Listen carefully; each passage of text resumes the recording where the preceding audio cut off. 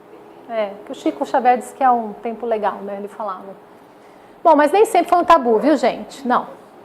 Então aí o Philippe Arrier, que é um historiador, ele é especialista em Ocidente, e ele é especialista em Idade Média, na verdade, ele escreve sobre a história da morte no Ocidente.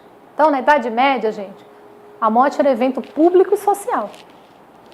Era escancarado, né? O moribundo planejava as homenagens. Então, aquele meu kit velório, todo mundo fazia. A gente andava na rua, tinha uma casa aberta com um monte de gente, a gente falou, ih, morreu alguém. Morreu alguém. O que era interessante, né? A pessoa planejava as homenagens. Ele queria uma morte digna. Então ele falava quem eram os familiares que eles queriam que tivesse estava lá, que queriam que viesse. Ele fechava os ciclos, via todas as vontades, fazia cartas de testamento, deixava cartas para os parentes. E era um evento que as crianças participavam, né? Todos tinham suas manifestações de luto e dor. Terrível era a morte repentina no campo de batalha. Ninguém queria morrer. Essa morte papuf, ninguém queria. Tá? Justamente porque se entendia que era preciso o padre encomendando, era preciso os parentes, a despedida, ter esse tempo. Refletia-se sobre a morte de si mesmo, né? Agora, na atualidade, a morte é do outro. Então, passou um tsunami lá, a gente fica, né? Puxa, né? Passou o tsunami. Mas não bate, né? Na nossa emoção como uma coisa próxima. A morte está longe. A morte, muitas vezes, é um espetáculo, né? Quando a gente liga a televisão, está banalizado o tema morte, né? Não é uma reflexão existencial, como a gente está fazendo aqui hoje. Vocês saíram das suas casas e vieram hoje aqui para a gente falar uma coisa profunda, filosófica, reflexiva. Quando você liga a televisão, foi baleado 3 pessoas no linchamento, blá, blá, blá, blá. E já passa para outra notícia do homo. Aí vem o homo. E aí passa outra notícia e de repente passa de um hospital e aí foi o corrupto. E a morte está lá no meio, né? E você fala, nossa, morreu. Mas não provoca nada em mim. Provoca um nossa, né? Que terra, como está horrível viver na Terra. É isso. Não se tem uma segurança. Não é o que a gente fala? Agora, o que isso traz para mim, o que me transforma, não, eu estou sempre dizendo, o problema está no bandido, o problema está na arma, o problema está na pobreza, o problema está no outro que sai na rua essa hora e não se protegeu. Mas e eu? Eu posso morrer, não posso morrer? Essa reflexão não vem, é para o outro só. Os videogames tem um paradoxo, né? Porque quanto mais você mata, mais vida você ganha. É um paradoxo, né? Pois é. E aí hoje virou um tabu, um interdito, um fracasso, né? Que tem que ser negada a morte. Quando isso aconteceu? Aconteceu quando as ciências vieram, né? Século XIX, principalmente. Aí vem o positivismo também do Auguste Comte. E o que acontece? Qual que é a ciência do topo da cadeia das ciências? É a medicina, né? Você sabe. E a medicina nasce para salvar e curar. A morte, então, é um fracasso. Ok? E com o positivismo do Auguste Comte, ele propõe o higienismo social. Essa é a proposta da sociologia dele. Tem que higienizar. Tanto que esse lema, Ordem e Progresso, é do Auguste Comte. Tudo tem que estar em ordem, higiênico, limpo. E aí a morte começou a ser institucionalizada, a morte começou a ser hospitalizada. Começou a ficar feio ter alguém doente ou perto da hora da morte em casa. A gente começou a não dar conta mais disso. Foi um fenômeno social que foi acontecendo do micro ao macro.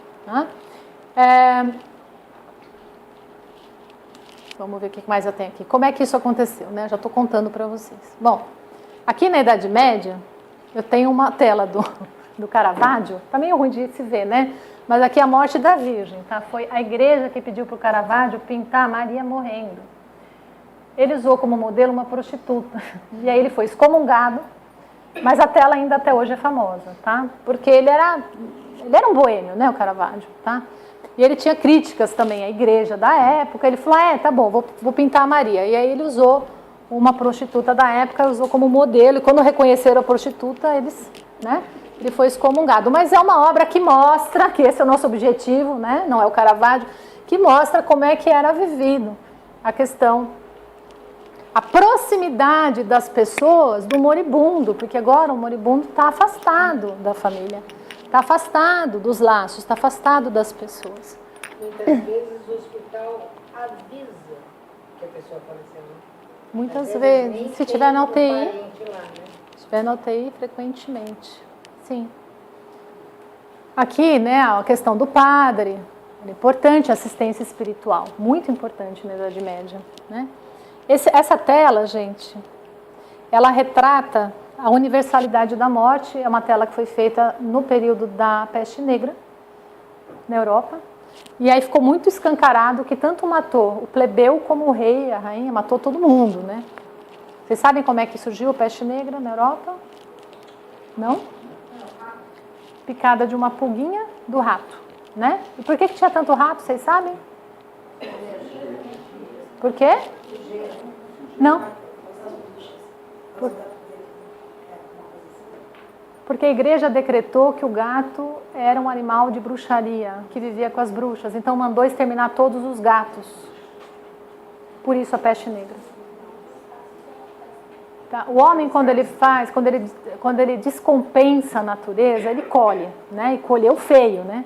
Dizimou a Europa. Tá? Porque não tinha gato para combater o rato. Tinha muito rato, tinha muita pulga e veio a peste. Ok? É. Hoje se morre mais ou menos assim, muitas vezes, né? Vamos ver as telas anteriores de novo, né? Então assim, conforto espiritual, né? As pessoas junto, no seu lar. Hoje está mais assim, né? Muita gente morre assim. Tá? Às vezes precisa ir para a UTI, claro, gente. E às vezes é o possível e é o melhor possível. Mas é que, infelizmente, a maior parte das vezes não precisa ser assim. A pessoa, inclusive, pode morrer em casa com home care. A pessoa pode receber paliativos em casa. A pessoa pode morrer no hospital, mas num hospital humanizado, com porta-retrato que as pessoas levam para dar um toque do quarto, com a família entrando, com flor, com carinho, com o cheiro da comida da mama. Dá para fazer, né? Que é uma morte humanizada. Não tem o parto humanizado? Não tem as doulas no parto humanizado? Doula é aquela mulher que está treinada para acompanhar o nascimento, né? Tem as doulas da morte. As doulas da morte são contratadas para dar esse conforto, para trazer esse ambiente bom para a pessoa que está partindo. Tem. Vou contar uma história e ver se vocês acham que é comum acontecer ou não, né? A criança, voltando para a criança, Ana. A criança chega para a mãe e fala: mamãe, eu estou com medo de morrer. E aí a mãe diz: pelo amor de Deus, vira essa boca para lá. Vira essa boca para lá. Você vai viver muito, vai me dar muitos netos e vai ser muito feliz. Bom? Rapidinho a menina aprendeu várias mentiras, né? Primeiro, que batendo na mesa espanta a morte, virando a boca espanta a morte, e que a morte não leva crianças. Então são 3 mentiras por causa de um desespero materno tão comum, né? Aí vamos agora imaginar que uma semana depois a priminha dessa menina morreu. Mesma idade dela. Aí ela vem chorando e pede o colo da mãe, porque a prima morreu, né? E em papos de aranha, essa mãe pega a criança e diz: minha filha, não chora, não precisa chorar, fica tranquila, a sua priminha virou estrelinha, ela está no céu, vai brilhar, vamos lá, toda noite nós vamos dar boa noite para ela. Ela está bem, viu? Ela está com Jesus, ela virou uma estrelinha lá no céu. Então, mais algumas mentiras, né? Não precisa chorar, não precisa expressar tristeza, e quem morre vira estrelinha. Pensou que saco você virar uma estrelinha. Você sendo uma criança que vive alegre, né, cantando, de repente você vira uma estrelinha lá parada brilhando. Isso é muito comum. É muito comum, porque a angústia, nós não damos conta da angústia do outro, então nós mentimos para ver se o outro não entra em angústia. Mas é um grande perigo isso, tá? Porque a gente deixa de ajudar a criança a entender o fenômeno da morte como ele é, né? Sim, você está triste, então o filho perguntou, né? O filho, vamos falar já de comunicação direta. A criança perguntou: mamãe, tenho medo de morrer. Eu também tenho, porque vai ser muito difícil para mim te deixar.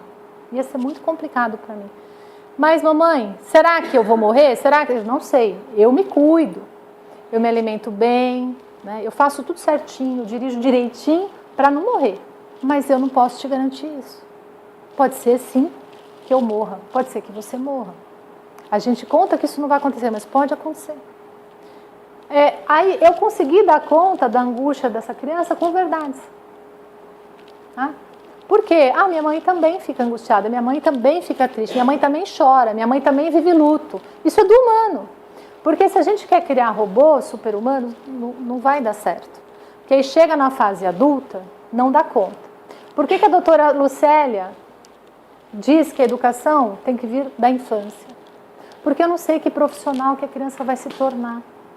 E se desejar ser um médico, se desejar ser um enfermeiro, né? Vai ter que lidar com morte. E não vai saber. Não vai dar conta. Né? Até para a própria vida, mas também na área, né, da profissão. Ademais, que também não é refletido, existem várias mortes numa vida só. No livro Nosso Lar, agora voltando para um papo mais espírita, quando aquela senhora querida que cuida do André Luiz precisa reencarnar, eu não lembro o nome dela agora, Dona Laura. Dona Laura tem que reencarnar. Vocês lembram o que acontece? Ela fica muito deprimida. Muito. Não mostra no filme isso. No filme ela tá lá linda, já fica forte, tá tudo certo. Não, no livro não. Ela ficou bem triste, ficou com muito medo, porque ela falou que encrenca que tem pela frente, né? Deve ter encarnado mais ou menos no mesmo ano que eu. Então, ela sabia das dificuldades, ela ficou com bastante receio. E aí fizeram uma festa de despedida para ela, lá em Nosso Lar. E na festa estava todo mundo festejando e ela estava meio deprê, tentando ficar bem.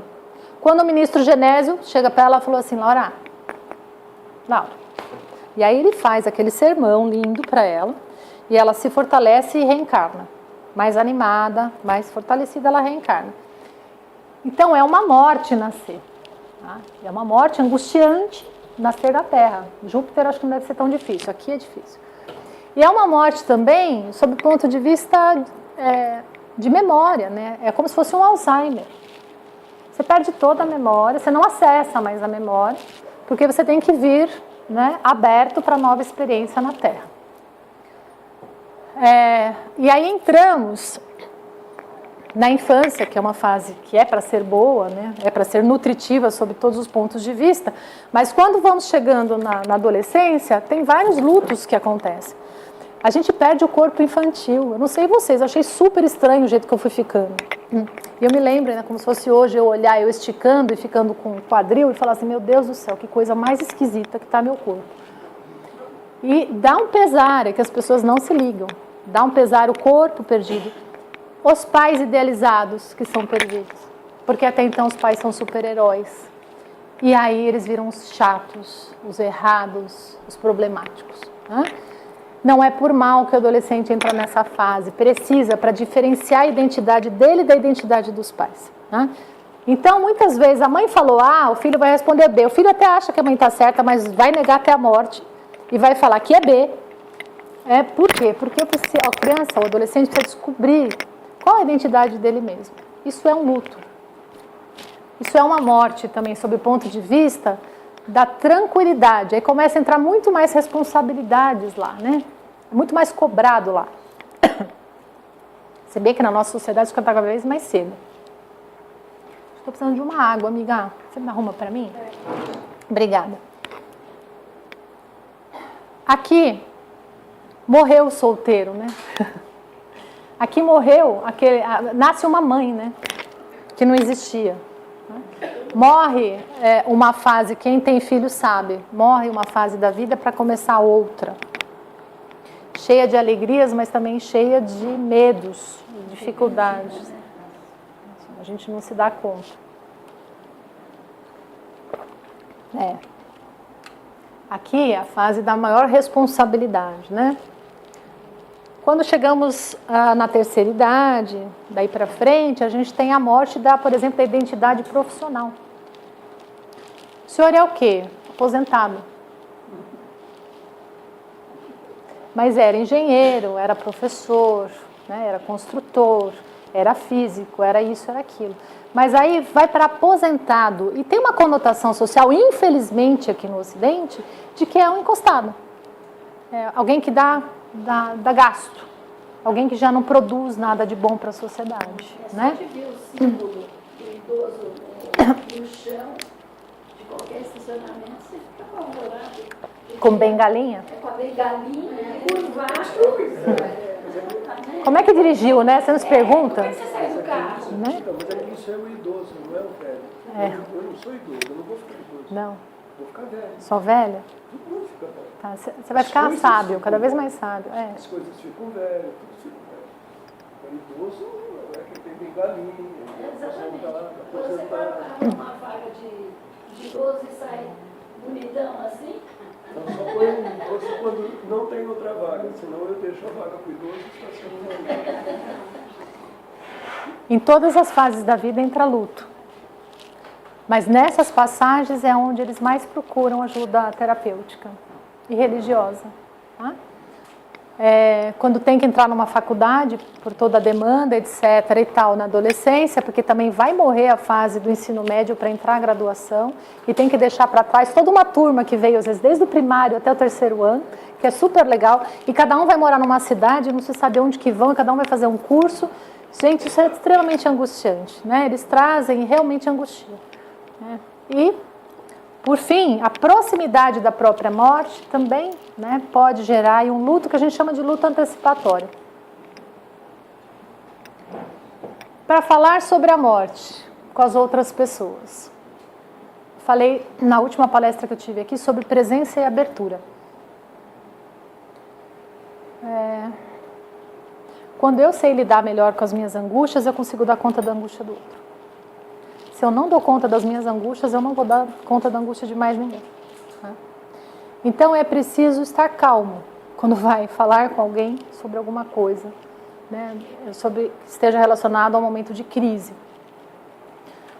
Porque senão eu vou mentir, tá? Porque senão eu vou fugir, porque senão eu vou gaguejar, vou falar coisas indevidas.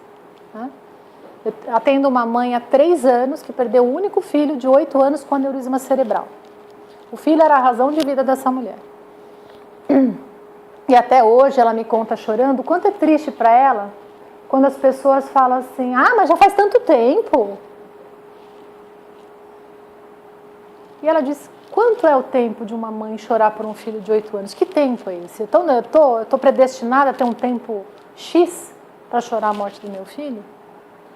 E eu disse: não, luto é uma companhia, gente. Luto é um companheiro que muitas vezes vai a vida toda.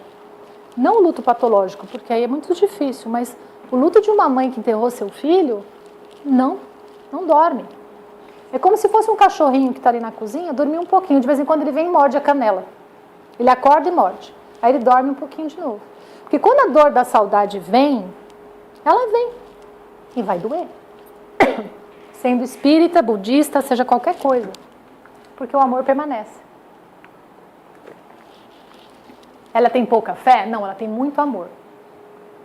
É claro que eu não estou dizendo de revolta, de ficar lá na depressão, aí é outra história.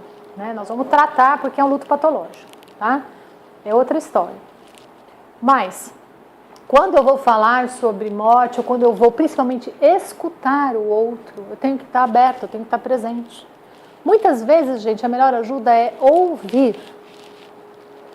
Ouvir o lamento, a repetição, o lamento, a repetição. Mas como que pode? Mas como que pode? A gente quer que a pessoa pare de reclamar logo, né? A gente vai, não, mas está super bem, está com Jesus, fica tranquilo. Né? Vamos sair comigo, vamos fazer outra coisa. Não. Tem que deixar a pessoa trazer essa dor. Né? Porque ela vai elaborando conforme ela vai falando. Eu sei que é difícil, mas é importante acompanhar. Pouco a se dizer, muito a se mostrar, né? No sentido de estar junto. A dor, quando ela é compartilhada, como é que a gente trata luto? Luto é um trabalho. Luto não é alguma coisa que passa com o tempo. É um trabalho do enlutado. Então a gente dá 4 tarefas para o enlutado numa terapia. A primeira é aceitar aconteceu a morte. Tem gente que já nesse ponto já tem dificuldade. Né? Segundo, é preciso tomar as atividades daquele que morreu, né, e começar a realizar. Então, por exemplo, morreu o marido que cortava a grama. A mulher, a gente, né, encoraja ela a começar a cortar aquela grama, a dar conta daquilo que antes era o marido só que fazia, para ela perceber que dá para fazer, dá para tocar. Freud falava que quando a gente consegue levar o amor para o mundo, a gente elabora o nosso luto, né? Então, a outra parte que é preciso seja feita é a gente ir para fora da gente mesmo, né, e conversar com as pessoas, ou que as pessoas venham estar com a gente.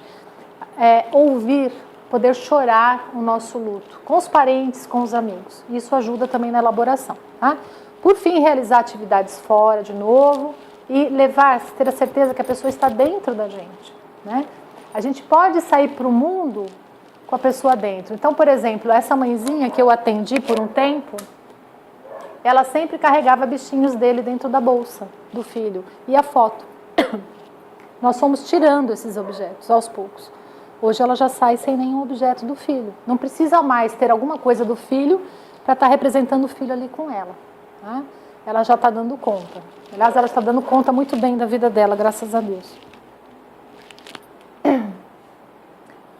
Eu falei um pouquinho do luto normal e do luto patológico, né, gente?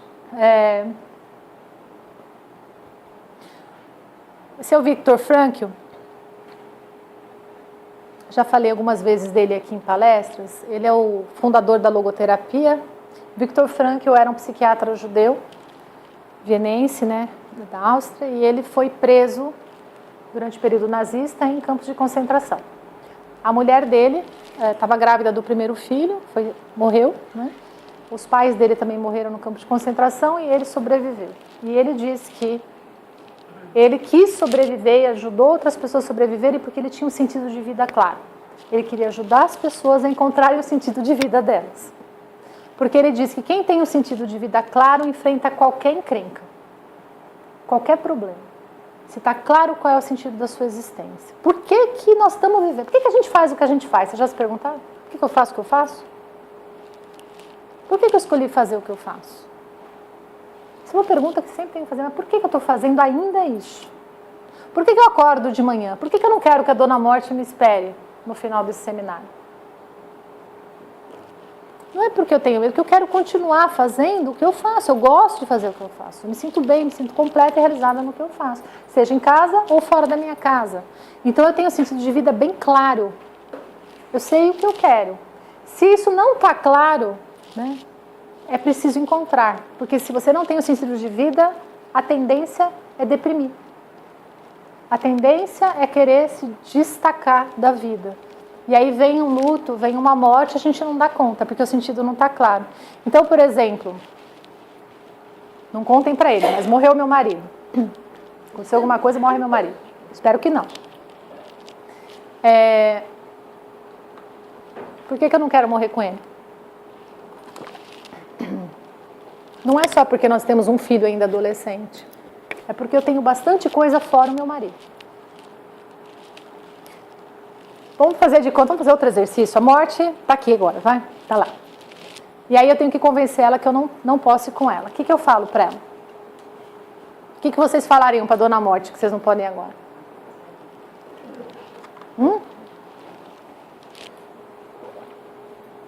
Por que vocês não iriam embora agora? Tem algum motivo? Não fez tudo o que planejou.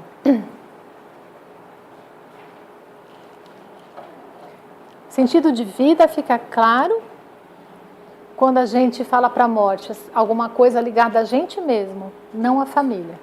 Então, por exemplo, eu não posso ir embora porque meu filho tem 16 anos. Mentira! Vai ser super bem criado pela irmã, pelo pai. Não sou insubstituível. Não vou embora porque meu marido me ama. Pelo amor, pode ser que casse de novo, rapidinho.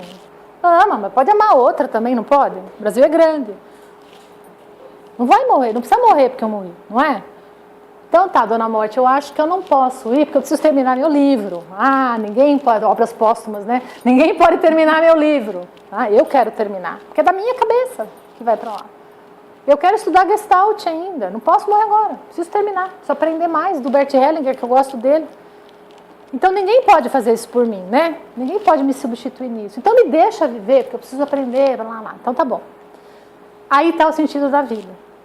É uma pista para a gente saber qual que é o sentido da existência. Porque o sentido da minha existência não pode estar no meu filho, pelo amor de Deus, isso é um peso enorme para os filhos. Não pode estar no meu marido, o sentido da minha vida. Não pode estar na minha esposa. Eu não posso viver para uma pessoa, para 5 pessoas. O que me torna maior a cada dia por mim e pelo mundo? Aristóteles falava, quando os meus talentos encontram as necessidades do mundo, esse é o meu lugar. Esse é o sentido da minha vida. Tá? Então aí eu convenço a morte, se pudesse ser possível, né? Se pudesse acontecer. Então o Frankl fala, encontra o sentido da vida. O Freud dizia, nascemos para sentir prazer. O Adler, que é o seguidor do Freud, fala, nascemos para ter poder. Os políticos só ficaram até aí. Mas aí o Frankl fala, nascemos para ter um sentido. Porque quando você tem um sentido de vida, você já não precisa nem mais do poder, nem mais do prazer. Você só quer viver para realizar o seu sentido existencial.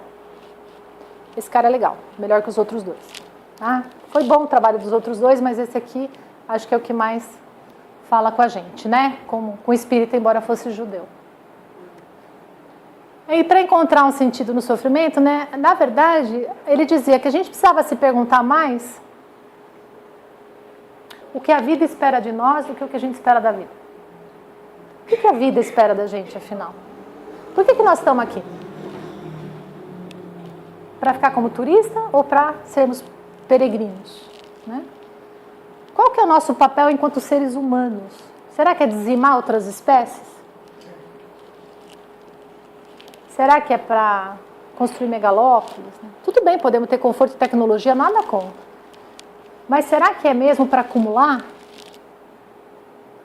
E eu sei, esse papo de espírita ou papo de religioso, muitas vezes faz muito sentido aqui. Mas na hora que nós saímos para o mundo, lá, naquele caldo cultural, né, no qual a gente entende que é daquele jeito que funciona, né, a gente acaba agindo de outra maneira muitas vezes. Por último, gente, eu queria dizer que quando eu aceito a morte, a realidade da morte, eu penso na realidade da morte, eu posso realmente melhorar a minha vida, a minha existência. Se a morte continuar sendo um tabu, se nós continuarmos nos considerando imortais, porque é assim que funciona, quando o negócio é tabu é porque na prática a gente se considera imortal, né? Então a gente já não vai mais se importar muito, vai continuar sem se importar de ficar 3 semanas brigado com a mãe, né? 2 anos sem conversar com o irmão, gente, 2 anos sem conversar com o irmão, fala pra mim, né? Como se o irmão não pudesse morrer, como se eu, né? Como se isso não fosse acontecer nunca. Tá? Sair brigado com o filho, sair brigado com o pai, sair brigado com uma mãe, não acudir alguém que estava precisando e de repente esse alguém já não está aqui no período seguinte. Tá? Eu digo isso para proteger, gente, tá? Porque os lutos patológicos chegam também por conta disso, por conta da culpa. Quando a gente acompanha um paciente moribundo e a gente pergunta para ele, né, e para ela, o que você mais se arrepende? Geralmente é isso. Né? Eu acho que eu trabalhei demais, eu acho que eu me irritei demais, fui ansioso demais, eu reclamei demais, eu aproveitei de menos, né? Eu perdoei de menos. E aí, quando dá tempo, a gente faz algumas coisas. Eu tive uma paciente com 68 anos que me procurou para terapia e foi bem forte aquela terapia, foi uma das primeiras. Ela sentou na minha frente e ela falou assim, eu vim aqui porque eu quero falar da minha morte. Eu falei, ui, é? Ela falou, tô morrendo, não posso falar sobre isso com ninguém, minhas filhas não querem escutar, meu genro não quer escutar. Eu falei, sério? Eu, sério? Eu falo que eu vou morrer, eu tenho angina, tenho câncer, eu tô morrendo. E eu quero falar, e minha mãe, para, mãe, eu não quero falar sobre isso. Então ela marcou terapia para poder falar, alguém tem que me escutar. Eu preciso falar para alguém, tem que pagar para alguém para falar que está morrendo, né? E veio. E foi lindo, porque aí no trabalho terapêutico dela, o que ela disse? Olha, eu tenho um irmão, não sei onde ele está. Mas você tem vontade de... Claro que eu quero encontrá-lo. Começamos nós duas uma pesquisa, fomos descobrir ele em Barretos. Pois ela foi até lá. Bateu na porta desse irmão, ficou com ele. Tá. Segundo arrependimento que ela tinha. Nossa, maltratei muito meu ex-marido. Fui um carrasco para ele. Foi. E agora? Me arrependi. Tá aí? Preciso falar com ele. Por isso não. Vamos procurar seu ex-marido. Veio o ex-marido, falou, tomou umas broncas e depois ficaram bem, né? Qual era a sua outra vontade? As minhas filhas me permitirem falar sobre isso. Chamei as filhas. Chamei os genros. Sem ela. O que vocês estão sabendo da sua mãe? Que ela tem uma doença, mas acho que vai curar, porque o Senhor vai curar. Sim, o Senhor cura. Às vezes ele não cura. Depende do plano dele. Nós não sabemos muito bem. Mas como é que é ouvir? Não, minha mãe fala, fica angustiado, etc e tal. Sim, mas vocês já pensaram que é muito angustiante para ela não poder falar do que faça com a roupa dela, com as coisas dela, se ela partir? Porque é angina, gente. Pode ser muito rápido. E ela grave. Acolheram a mãe. 15 dias depois, ela internou e morreu. E eu estava lá junto. Então foi um processo lindo. Às vezes dá certo. Ela morreu tranquilíssima, dando mão para a filha, e a filha chorou, me abraçou depois e falou: estou tranquila, fizemos tudo pela minha mãe. Estou em paz. Nunca mais ouvi a família, ou seja, estão bem. Quando dá tempo. Então, isso foi possível porque ela percebeu a morte, porque ela encarou a morte, porque não era um tabu, porque ela falou: que saco que as pessoas não me escutam, então eu vou pagar alguém para me escutar. Por isso que foi possível. Mas olha quantos obstáculos que essa mulher teve que enfrentar para conseguir morrer bem. Então nós, como parentes, não só como aqueles que vão morrer também, mas como parentes, que a gente esteja melhor preparado para ouvir a angústia do outro. Para ouvir. Então, quando eu perguntei, vocês falam no jantar? É porque é para falar mesmo. Não tem problema falar sobre isso no jantar. Não vai atrair a morte, viu, gente? Nossa, a gente já não tem mais que estar nessa, de atração ou retração, pelo amor de Deus, Não vai atrair a morte. Normalmente o que acontece é, nossa, que assunto para a gente ter agora, não é? Que às vezes até sai, até de uma brincadeira, talvez, ou de um comentário qualquer, e ele é cortado imediatamente, até a brincadeira sobre a morte é cortada. As pessoas afastam. É incrível, mas existe essa crença de que falar sobre a morte atrai a morte. Existe. Pode falar que for, tem. Ficar falando sobre isso, parece que eu estou desejando que o outro morra. Como falar que doença atrai doença. Câncer, agora a gente fala em câncer. Até pouco tempo atrás era a doença, Aquela doença. Ai, obrigada, Val. Obrigada. Até pouco tempo atrás o câncer não chamava câncer. Para não atrair. Então essas crendices, a gente precisa parar para pensar, não são descabidas. Com relação, não precisa ser um jantar, é uma brincadeira, mas no momento que a família está reunida, é uma oportunidade de se discutir isso. E se todos estiverem abertos, facilita. Então meu filho já sabe, mãe, se você morrer, se o pai morrer, o que fica com quem, eu vou para onde... Eu sempre estou induzindo para onde eu quero que ele vá, mas não sei se vai dar muito certo. Enfim, isso é bem conversado. Porque se acontecer um acidente fatal em que estou eu e o pai, o menino sabe como lidar com as coisas. Porque é muito angustiante para o parente que fica não saber o que fazer. É muito angustiante. Então, às vezes o médico vem e o médico deixa realmente a decisão para a família, Olha, sua mãe, a situação é essa. O que eu faço? Eu entubo? Ou a gente só acompanha no quarto? Se entubar, ela vai ficar viva, talvez, mais 5 dias. Se não entubar, pode ser que ela vá hoje. Como que a gente decide matar a mãe antes? Se ele está me dizendo que ela vai durar mais 5 dias. Só se estiver muito claro para mim, para minha mãe, para todo mundo. Porque senão pode ser que eu carregue depois das minhas costas, eu matei minha mãe antes da hora. E na verdade não é isso, né? Eu posterguei aquilo que já deveria ter acontecido com sofrimento. E eu tirei a minha mãe de perto de mim. Então isso, se foi conversado antes, fica claro para mim na hora de tomar a decisão. Falar, não, mamãe gostaria que eu estivesse com ela, aqui mão dada, o tempo todo. Né? Mamãe gostaria que fosse assim, no quarto, com tranquilidade, que os parentes possam vir o mais rápido possível. Isso já foi conversado. Aí não fica ônus para o parente, entende? Por isso, conversar não é todo dia e não é um assunto que tem que ser mórbido, tocado a toda hora, não é isso. Mas, vez ou outra, pensar na morte. Vocês já ouviram falar do Butão? Esse país chamado Butão? Dizem que é o país mais feliz do planeta. Tem o Ministério da Felicidade lá. Você sabe qual que é a receitinha que eles passam para ter felicidade? Na religião deles? Falar na morte 11 vezes ao dia.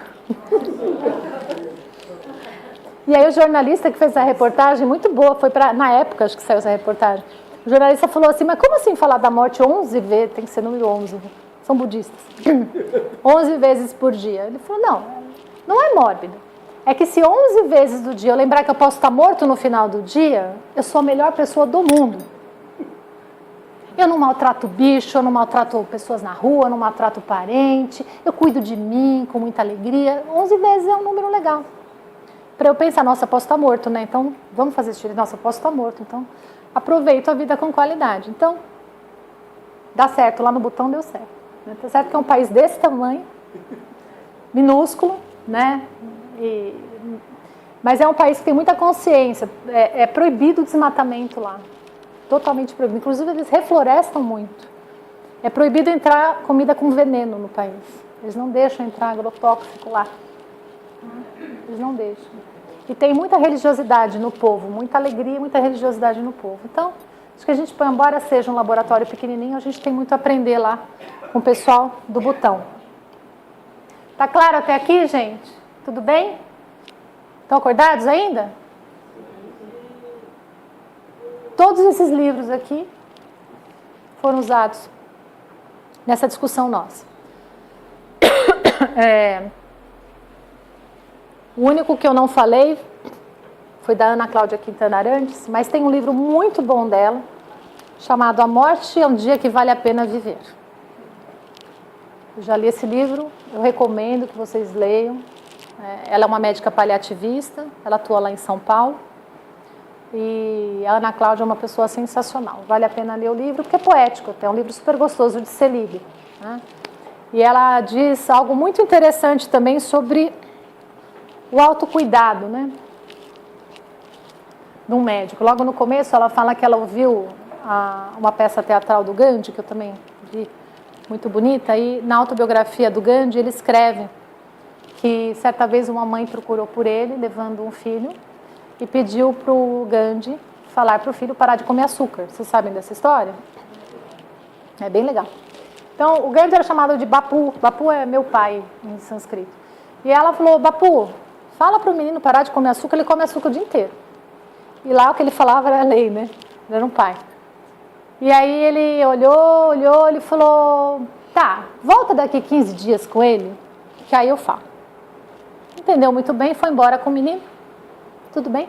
15 dias depois, volta com o filho. Aí o Gandhi chamou o menino e falou, vem cá, meu filho, não coma açúcar. Dá doença no sangue, dá buraco no dente. Olha só como eu sou banguelo, né? Não faça isso. Escuta o que a mãe está falando. Tudo bem? Tudo bem. Aí a mãe falou, puxa, eu moro tão longe. Você não podia ter falado isso 15 dias atrás, que eu estava aqui?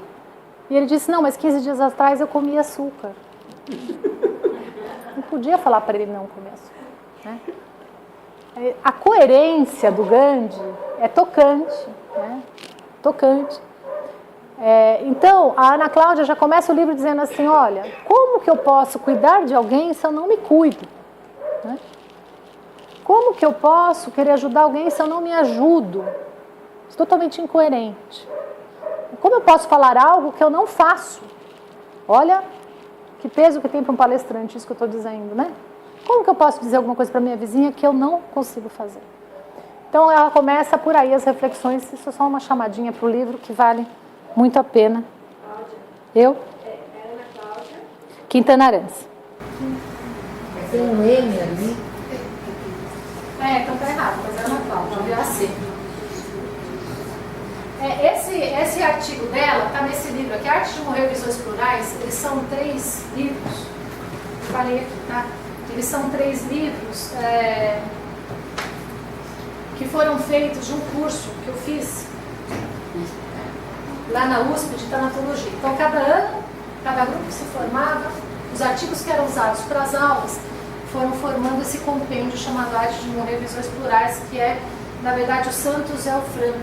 Franklin Santos é o nome do médico que organizou o Adora Encontro. A Arte de Morrer, Visões Plurais, se não está esgotado, está perto, mas é muito bom. É muito bom. Só que esse outro que eu falei da Ana Cláudia, ele é mais palatável. A gente quer fotografar o negócio ali. Ah, tá. O livro que eu falei da Ana Cláudia é mais palatável, porque a Arte de Morrer são artigos científicos, né? Então tem muitos termos técnicos, esse ficou chato de ser lido. Esse do Franco é muito bom, ilustrativo. Allan Kardec, vocês nunca ouviram falar, mas o livro dos Espíritos é bem legal. Maria Júlia Kovacs, ela é a coordenadora do Instituto da Morte da USP, também tem livros muito bons. É isso, o Valmo, né? Turistas e Vagabundos do nome do livro. Os Heróis e as Vítimas da Modernidade. Dúvidas? Assim, será que uma encarnação anterior pode, vamos dizer assim, influenciar nessa nova, pelo que passou no anterior? O processo de morrer, você fala? Não, no próprio processo de vida, assim, né? Então, O que aconteceu lá atrás pode deixar uma marca, vamos dizer assim, no espírito, para que na próxima encarnação ele tenha algumas, assim, não evidências, mas assim, alguma coisa intuitiva do que ele sofreu na outra, da maneira como desencarnou. Pode ter influências leves, médias ou pesadas, ou nenhuma influência. Então, isso varia no infinito. O que acontece, o que a gente percebe? Quando as pessoas às vezes têm alguma fobia, por exemplo, um medo horroroso de máquina, e a gente pesquisa na história de vida, não encontra nenhum indício de problema com máquina, né? Desde a infância não aconteceu nada. E a terapia não caminha, às vezes há uma indicação de uma regressão de memória para chegar no ponto do trauma e a gente ressignificar aquele trauma. Para a pessoa perceber que não precisa mais, né? Porque está em segurança, está numa outra experiência. Isso fica gravado no porão do inconsciente e causa um desajuste. Tá? Mas a regressão só é indicada nesses casos mais extremos. Tem pessoas que querem regredir para saber se for a Cleópatra, aí não é indicado. Não é para voltar, porque é uma bênção não saber. Né? Ele pode descompensar. Por curiosidade, jamais a gente indica uma regressão. Só por questões terapêuticas. Porque até meus 30 anos, por exemplo, eu tinha pesadelos horríveis com guerra, assim, aviões, bombardeio aéreo, sabe? Entendi. Tudo relacionado com avião. Entendi. Como, se foi alguma experiência, foi, né? Mas se está te atormentando ou te atormentou muito, tem também um outro caminho para você tentar. Tratamento espiritual, tá? É bom. Eu sempre falo que pesadelo é termômetro. Tá? Agora não estou tendo mais isso. Não, tudo bem. Mas, seja lá quem for que tenha. Pesadelo repetido, ele é um termômetro de que alguma coisa não vai bem, inclusive no campo espiritual. Porque à noite o corpo dorme, mas a gente desdobra. Se o pesadelo é de repetição, precisa olhar. Então, o tratamento ajuda. Questão 495 do Livro dos Espíritos. Leia e releia, porque lá explica bem a doutrina dos espíritos protetores. Então, antes de dormir, se conectar a esse orientador espiritual através da prece, né? E essa pergunta 495, a resposta deles é do Santo Agostinho de São Luís. Muito boa. Porque explica bem a importância da gente conectar o protetor antes do sono físico. E aí, conectados com eles, primeiro que eles realinham, né, esse campo psíquico, a parte mais inconsciente, e nos resgatam para a gente poder trabalhar, estudar, aproveitar o tempo com qualidade no mundo espiritual. Então, assim, o tratamento é receber, mas é também fazer.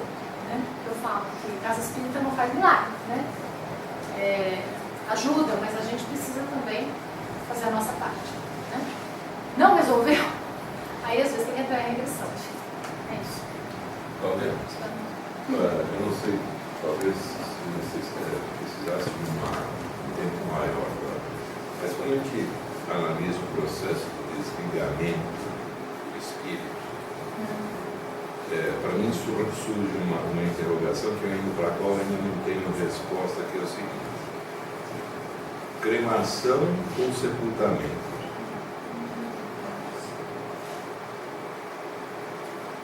Próximo. Por exemplo, se você fala a gente se preparar, fazer o velório, né? E se preparar mesmo, para quando o momento chegar, a gente está preparado. Só que o que vai acontecer depois é muito difícil a gente saber, porque depende do que você falou, do que você viveu, depende dos teus compromissos, etc, etc. E eu tenho uma dúvida muito grande sobre isso, sobre cremação ou sepultamento. Tem hora que eu fico inclinado para um lado, tem hora que eu fico inclinado para o outro. Porque eu consigo ver num e no outro algumas possibilidades positivas e algumas coisas não positivas. Né? Então, por exemplo, um espírito que está preso ao corpo, sepultamento ou cremação é só a sensação que ele vai ter, diferente. Tá? Eu vejo na cremação esperar 72 horas, no sepultamento não. Você com 24 ou 30 horas pode sepultar. Existe uma diferença de tempo aí. Entendeu? Se existe uma diferença de tempo, também existe uma diferença de processo. Então, como é que você vê isso? Se é possível falar em meia dúzia de palavras, não monopolizar o ambiente. Eu acho que isso é bem de forma íntima.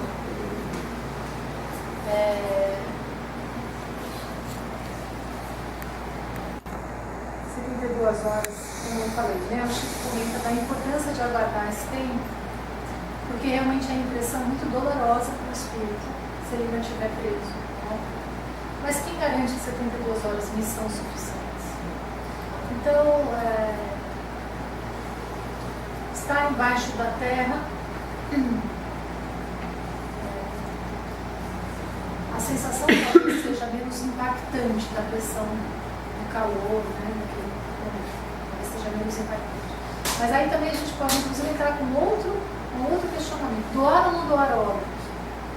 Porque também existem relatos de espíritos com sensações fortes na hora que tira o coração. Porém, depois, no mundo espiritual já desligado, são muitas bênçãos narradas também porque doou. Né?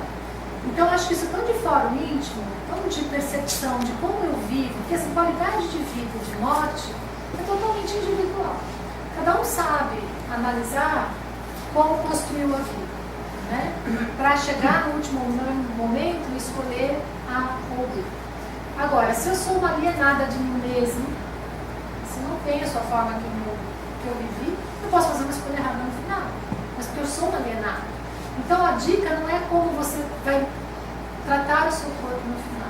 A dica é como você se entende sob o ponto de vista espiritual hoje, caso a morte viesse. Eu não me sinto bem suficiente para ser cremada. Eu não me sinto segura no crematório. E eu sou uma pessoa bem saudosista, na verdade. Eu acho lindo o cemitério. Lindo. Eu acho lindo a arte tumulular. Então, não tem problema nenhum com o cemitério. Para mim, pode ir lá. Eu fico melhor acomodada no cemitério do que num vaso chinês em casa. Eu acho que eu vou preferir. Mas do ponto de vista a gente conseguiria, em sendo enterrada, conseguir que fossem respeitadas 72 horas, esse corpo está em putrefação já? Começou, depende da doença. Depende da causa de morte, cada caso é um caso de novo. Mas ilegalmente a gente conseguiria esperar 72 horas para ser executado? Acho que sim. Quer dizer, a indicação do Chico nesse momento. Por uma questão de saúde pública, né? Vamos deixar. Algumas vezes isso historicamente acontece. Quando você mora no exterior, você tem um caixão blindado e você vai ser enterrado. Pode acontecer, né? Mas o que acontece é assim, generalizando, né? Quando a gente se educa para a morte, né? Quando a gente está melhor preparado, quando a gente aceitou o que a vida trouxe, e a vida às vezes traz a morte, quando eu estou mais desprendida do mundo, é muito mais rápido. Agora, a questão é quanto apego eu tenho. Porque a educação para a morte é desapego, né? Faz parte. Se eu continuo apegada, eu estou deseducada. Pode ser meia hora, né? Então, estou apegada. Por exemplo, teve o caso do livro Voltei, que eu já falei na aula passada, que a pessoa desencarnou. Quando ele saiu do corpo, porque ele viu os livros dele, ele já ficou super preocupado. Nossa, o que eu vou fazer com os meus livros? Né? E esse, à vontade. Licença, Cláudia. Vai lá, tchau. Esse desapego ajuda muito. Né? Então, quando eu aceito que eu não sou daqui, que eu posso ir, que está tudo certo, que eu estou protegida, que eu tenho a minha fé, o meu próprio íntimo facilita os espíritos que vêm para me desligar. E aí, às vezes, é 12 horas, eu estou fora. Às vezes, eu estou do lado do caixão, sei lá, eu espero, vendo todo mundo tapeado. Chorar, tapeado, não sei. De repente, eu estou assistindo, como tem vários relatos nos livros que o Kardec trouxe, de tarefeiros da sociedade espírita que narravam como é que era ver o próprio corpo no caixão. Eles sentiam muita gratidão. A diferença de velório espírita para velório católico. Então, não tem padre fazendo prece, não tem desespero. Leitura de livros. Eu, por exemplo, tenho os livros específicos lá, que a gente vai ler Emmanuel, a gente vai ler André Luiz, a gente vai ler mensagens de bom ânimo, para quem fica, para quem vai ter prece, vai ter respeito, não vai ter fofoca, não vai ter piada de mau gosto, todo mundo sabe a seriedade, o momento é muito sério para a gente tratar aquilo de qualquer maneira. Então, tanto que o Jacó também, ele fala que chateou ele no velório foi ver os papos idiotas que tinha em volta do caixão dele. Ele falou que uma única pessoa estava orando e a hora que ele viu que vinha vindo uma luz, ele teve que sair do velório. A pessoa estava orando dentro do carro, fazendo uma prece. E foi a única pessoa que realmente ajudou ele no momento em que ele estava tão ainda perturbado, precisando de uma prece. Então, o velório espírita tem prece por aquele que está partindo e concentração. Se você não fizer prece, não se concentrar, não vá no velório. Não vá, fique em casa. Tanto que o Cartas e Crônicas, o Humberto Campos fala que o melhor dia para se morrer é o dia daquela chuva torrencial, que ninguém consegue aparecer no velório. Porque muitas vezes as pessoas mais atrapalham do que ajudam.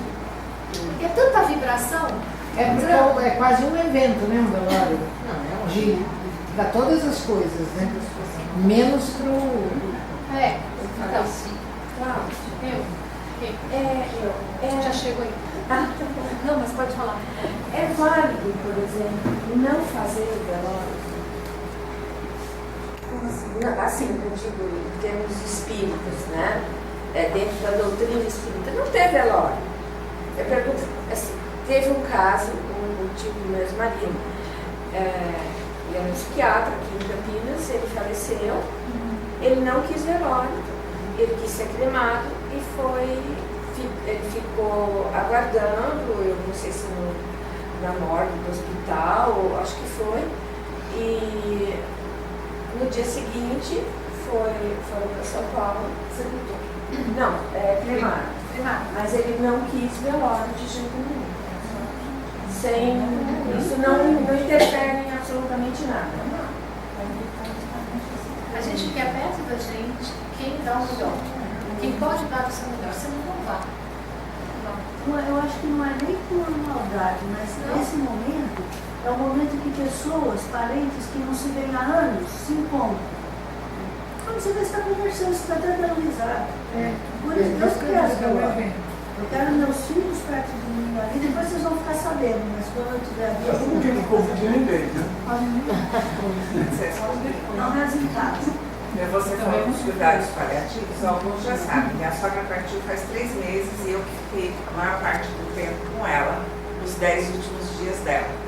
Foi sublime, gente, porque ela estava preparadíssima para a morte. Eu acho que estou. A médica que cuidou dela, de cuidados paliativos, uma pessoa espiritualizada, maravilhosa. A forma como nós conversávamos da partida dela, e ela via a mãe dela, a irmã, nós conversávamos. Gente, foi assim, de uma tranquilidade que vocês não fazem ideia. Ela não queria que ninguém a visse dentro do caixão. Nós respeitamos. Ela não queria que avisasse ninguém. Não avisamos. Depois do enterro, nós avisamos. Mas ela ficou fechada no caixão. Nós ficamos do lado de fora. Meia hora antes nós entramos. O Walter fez a prece para atender.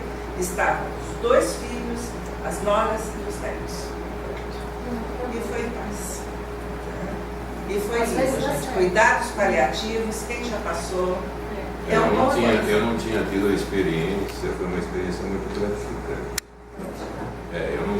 Eu ouvia falar, mas eu não tinha passado pela experiência. E a gente passou com a minha mãe. Mas a médica que a atendeu, realmente a gente aprendeu muito. Então, paliativos, tem um preconceito, as pessoas acham que quando vai no paliativo, isso é porque já não vai fazer mais nada. Não tem o que fazer. Gente, é o período que mais se faz.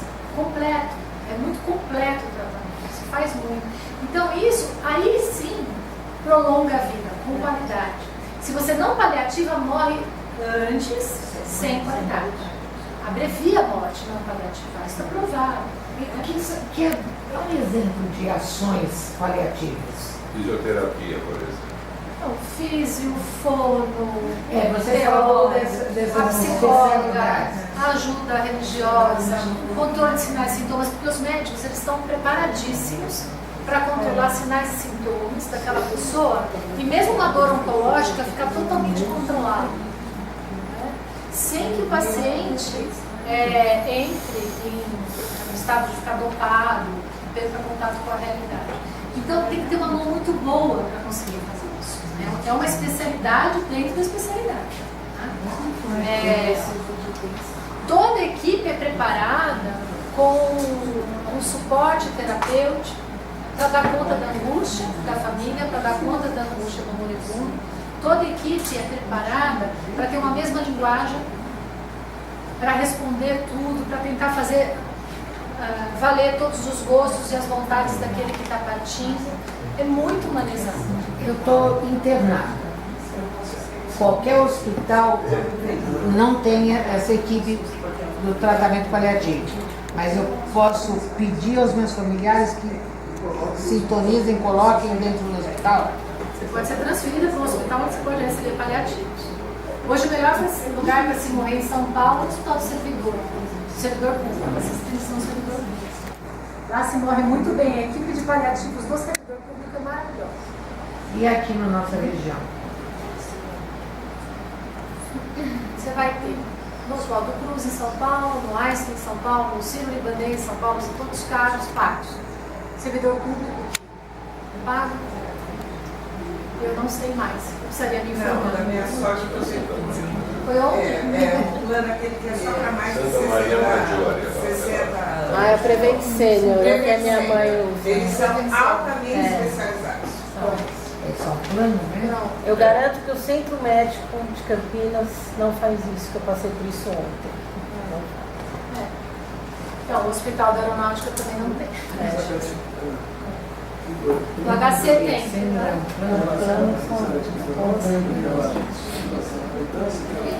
Uma sala dela,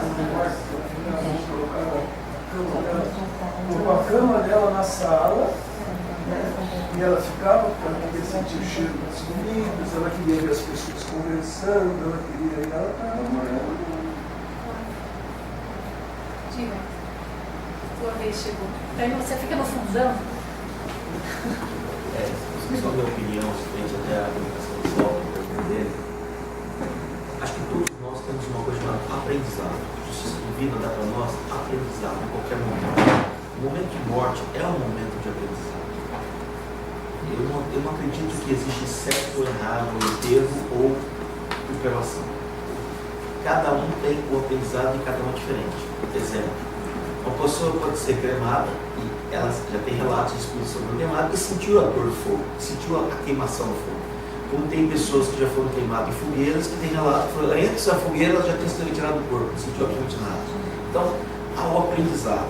Uma casa também de caixão, onde as pessoas ficavam dias lá dentro daquele escuro, sentindo sendo corroídas por animais, e isso foi um aprendizado para ela. E como acaso, pessoas que mal morreu já está em outros lugares, no meio melhor. Então, cada caso, não há certo e não há errado. Há aprendizado. Cada um de nós precisa passar por coisas que nos traz desenvolvimento, evolução. Onde você se sentir mais seguro, faça as coisas. Você falou sobre o kit do além, kit velório, né? Eu acredito que não exista um curso assim, um livro, né? Como preparar o seu velório, né? Ou como preparar o final das vidas para a gente, se é que existe alguma coisa assim, para a gente preparar. Você tem perguntado, tem um documento legal que chama Testamento Vital, que você faz no cartório, nós podemos ir lá a qualquer momento fazer um testamento vital. No testamento vital fica registrado em cartório o que você quer que faça com o seu corpo, se você não tiver autonomia para a escolha, como você quer que tenha equipe paliativos, que não tem. Fica tudo no seu testamento vital. Tá? Isso é uma coisa que vai no seu kit velório, concorda? Na sua pasta. Por que eu quis um kit velório? Para eu preparar as minhas homenagens da maneira que nós serve. Assim como a Henriette escolheu, que não quer que ninguém esteja lá, eu até abro as portas. Deixo que a pessoa na entrada receba uma carta que ela tem que ler. E aí ela vai entender o que eu preciso dela se ela for ficar lá. Se ela não precisa, ela pode ser retirada. Uma carta muito amorosa. Eu fiz, eu sou muito otimista sem saber. Então vai ter que ter alguém panfletando no meu velório. Nesse texto eu falo, e olha, é legal, porque eu já fiz esse texto há uns 10 anos atrás, 12 anos atrás, acho que eu estava no Batuíra ainda, sabe? Já faz 10 anos que a gente está aqui. Ah, então faz uns 12, 15 anos que eu fiz, tá igual, a carta não mudaria uma vez. A carta é aquela mesma, eu gostaria que fosse daquele jeito. Aí eu pus capítulos e páginas de livros que eu gostaria que lesse naquela mensagem, aquele trecho. A prece que eu gostaria que fizesse, né? Na carta tem a postura de cada um, mas vão ter algumas pessoas que vão estar com os livros, a música que eu quero que toque, o tempo que eu quero que vele, o caixão fechado. Não quero vela, não quero flor. Quem vier com coroa de flor, troca por cesta básica de boa, por favor, o que quiser. Né? Não precisa de vela, não precisa de nenhum aparato. Né? O caixão, eu quero simples, não quero um caixão cheio de... Tem que ter alça, né? Tudo bem. Mas caixão simples, vou gastar pouco com isso. Né? E se quiser render alguma homenagem a mim, dou a cesta básica. Aí eu... Né? Tem tudo isso lá. Coisa para os filhos, cartas. Eu queria falar ainda sobre esse trabalho que é feito nos hospitais aí. Há grupos espíritas dedicados a isso, né? Se chama de hóspices, né? Então, são grupos que fazem esse preparo para quem está na fase pré-morte, né?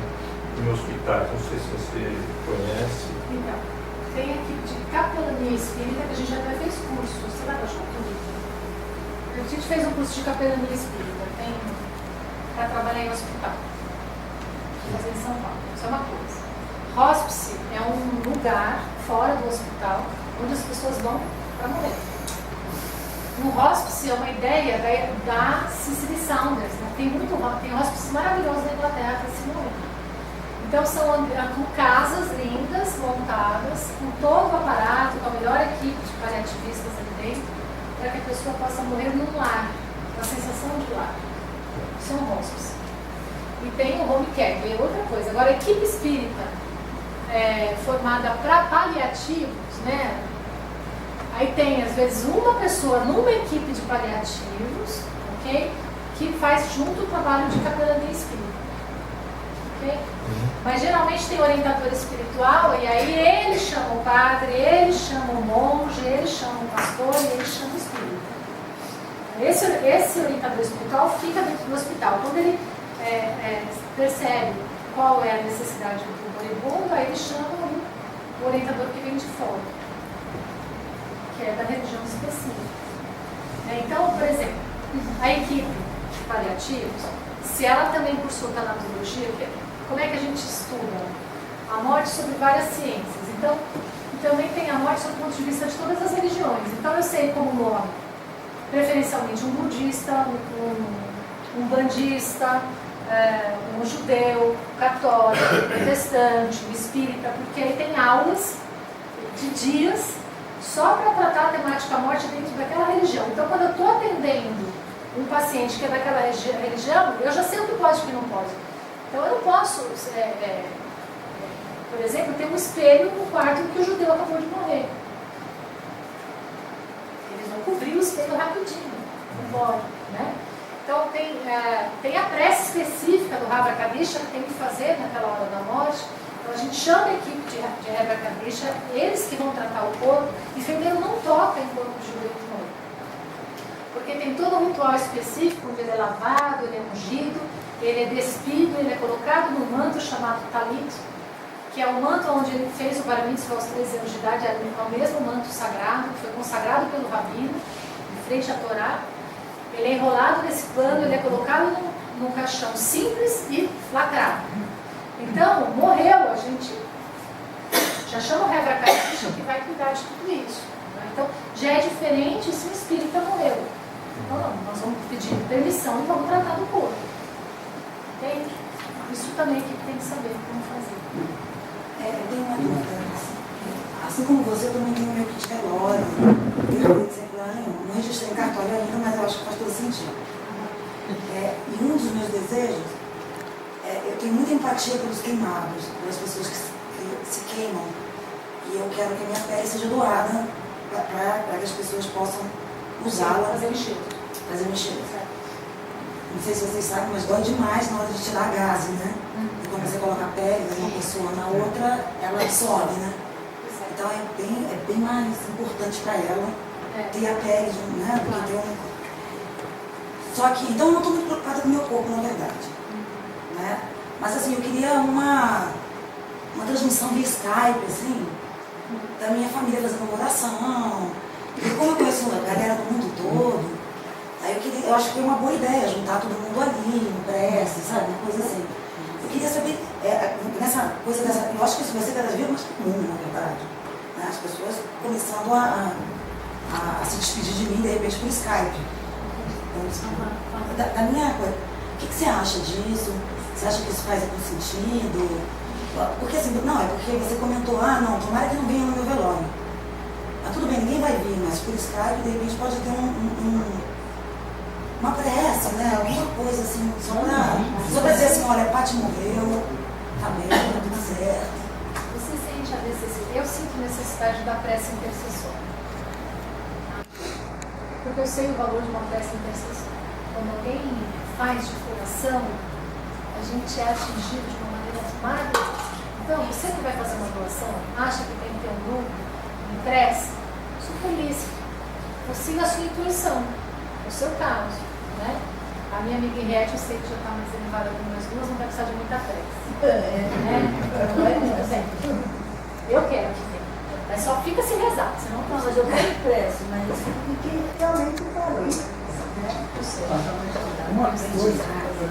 Uma coisa até que não é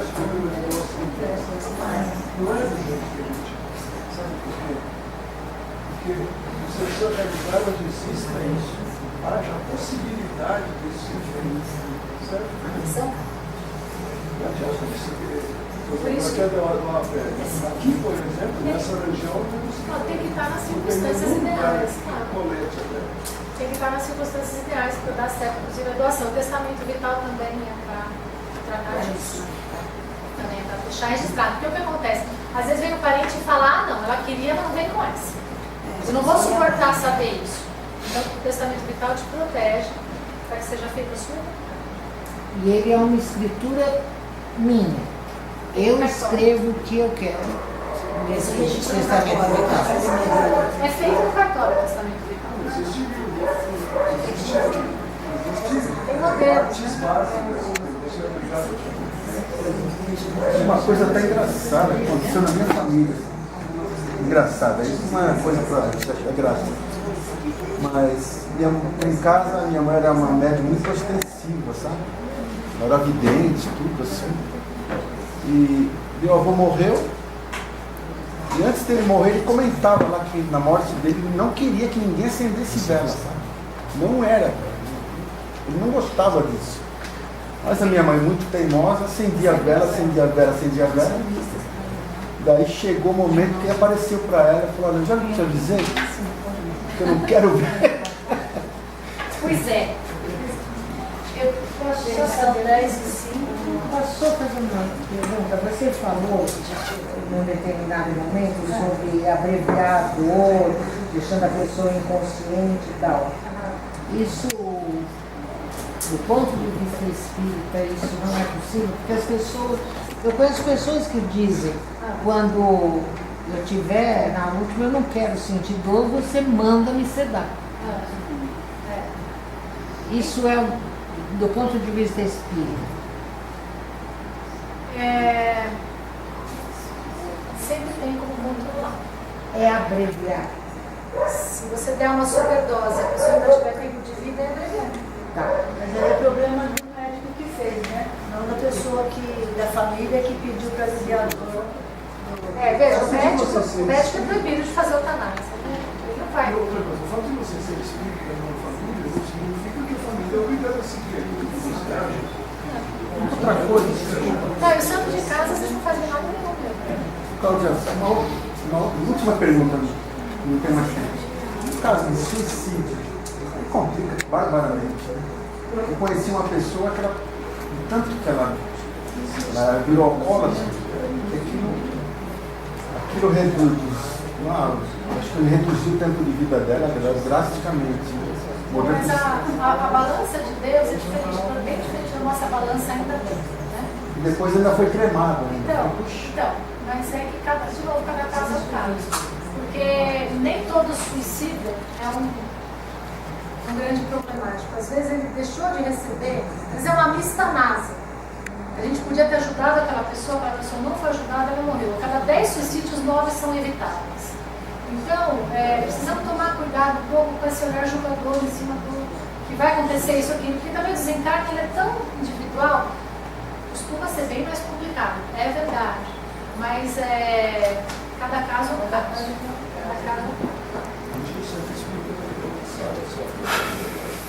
Agora, o ano que vem, nós vamos fazer uma sobre nascimento. É isso. Para balançar. Que ela já falou que é a morte. Vamos chamar. Não deixa de ser. Mas pode voltar, que a gente pode ter outras dúvidas. A morte do outro lado. Então vamos agradecer, né, ao nosso Pai, pela essa oportunidade de estarmos aqui. Que tudo aquilo que nós ouvimos aqui hoje possa nos servir de reflexão, que cada um de nós tome o seu caminho, se prepare da melhor forma para esse momento que um dia todos nós enfrentaremos.